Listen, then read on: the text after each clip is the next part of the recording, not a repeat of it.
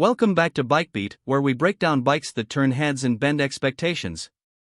Today, we're looking at something that's equal parts retro, rebellious, and ridiculously fun, the 2026 Honda Gorilla 125. Now, if you're familiar with the Honda Monkey, you might think the Gorilla is just a reskin. But Honda didn't just tweak the paint and badge, they've taken the DNA of a classic and bulked it up, gave it some attitude, and injected it with the kind of modern refinements we never thought we'd see in a mini moto. Let's start with what you see first, the design. The 2026 Gorilla oozes charm.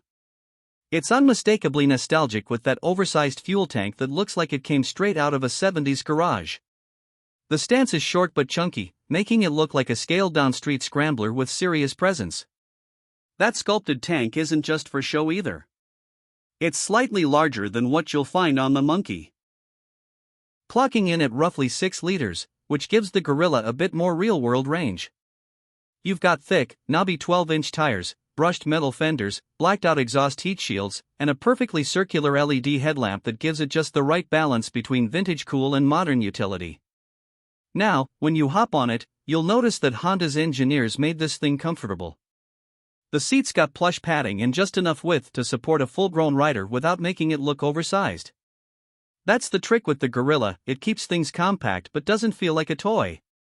You're riding low, bars wide, and posture upright. Ideal for city streets, tight alleys, or even a gravel trail if you're feeling adventurous. And when you're at a red light, people will look. The Gorilla is the kind of bike that gets attention not because it's loud or obnoxious, but because it's unique. It's got personality. Underneath all that style is a rock-solid 124 cubic centimeters air-cooled single-cylinder engine. It's a refined version of the powerplant used in the Monkey 125 and Grom. Honda's tuning here leans slightly more toward torque, giving you good grunt off the line and enough top end to cruise around 90 km per hour. That's right in the sweet spot for urban use, with just enough headroom for short stints on faster roads. The engine is fuel-injected, easy to maintain, and known for bulletproof reliability. You're looking at fuel efficiency in the ballpark of 45 to 50 km per liter. That's commuter gold, and with the updated tank, it stretches your ride well past 250 km on a full tank, depending on how heavy your throttle hand is. And yes, it sounds good. Not aggressive or angry, but a deeper, thumpier exhaust note than you'd expect from a 125. It's refined, yet rugged. The 4-speed gearbox is crisp and forgiving. Neutral is easy to find, gear shifts are slick, and clutch pull is light. It makes learning fun, and riding stress-free. Perfect for both beginners and anyone who just wants a cool bike to play around on. Now, let's talk ride quality. Suspension duties up front are handled by chunky upside-down forks, and out back, you've got dual shocks tuned more toward comfort than performance.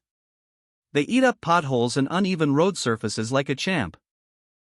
It's not a supermoto, but for city cruising, light trail exploration, and just ripping around the neighborhood, it's a blast. The frame is based on the Monkey, but Honda has made some tweaks, especially in the subframe, which now supports a bit more weight and makes mounting accessories like rear racks a breeze. Stopping power comes from a front disc brake, most likely around 220 mm, paired with ABS for added confidence, especially in wet or unpredictable road conditions. Out back, you've got a classic drum brake. It's a familiar combo for this segment, simple, reliable, and easy to service. Brake feel is solid, and the front ABS means you won't be locking up when you panic stop at a traffic light. Tech-wise, Honda kept it simple but added just enough modern flavor. The dash is a minimalist digital unit that displays your speed, fuel level, gear position, and odometer. It's easy to read, even in sunlight, and doesn't try to overdo it. Lighting is full LED, including turn signals and the tail lamp. Some variants may come with a USB charging port, and there are rumors of a Bluetooth-enabled display in future trims. But even without that, the Gorilla doesn't feel outdated. It feels clean and deliberate. Classic where it counts. Updated where it matters. When it comes to price, things are still being finalized in many markets, but early indicators suggest that in regions like Pakistan or India, it will retail between PKR 240,000 to 260,000 or the equivalent of $1,500 to $1,800 depending on import duties and trim level. That positions it slightly above the Monkey 125, but that premium goes toward extra styling cues, a beefier tank, and that slightly more grown-up feel. In many ways, this isn't just a monkey with attitude, it's a spiritual successor to the original Gorilla mini bike, now reimagined for a whole new audience. And yes, this thing screams for customization. Honda's already teased a lineup of accessories including high bars, saddlebags, side racks, retro graphics, and even off-road pegs. But the aftermarket is going to go wild with this. You'll see everything from brat builds to cafe conversions in the Gorilla community. It's a blank canvas for garage tinkerers, yet perfectly satisfying straight from the showroom. The Gorilla 125 is for riders who want something different. Something that doesn't just blend in with the sea of commuters and scooters.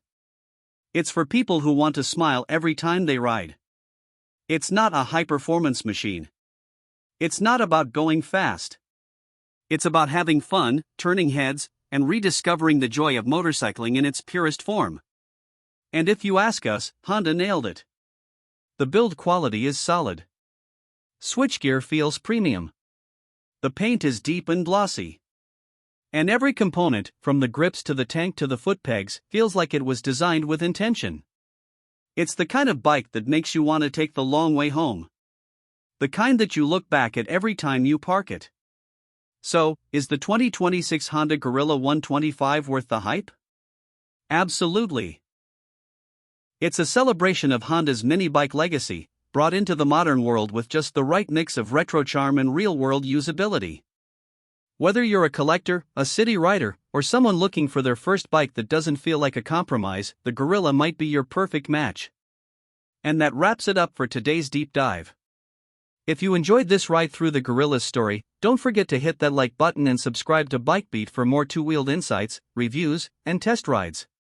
Let us know in the comments. Would you pick the Gorilla over the Monkey? Or are you holding out for a scrambler version? Either way, we'll be here to keep you in the loop. Ride safe, ride smart, and we'll see you on the next one.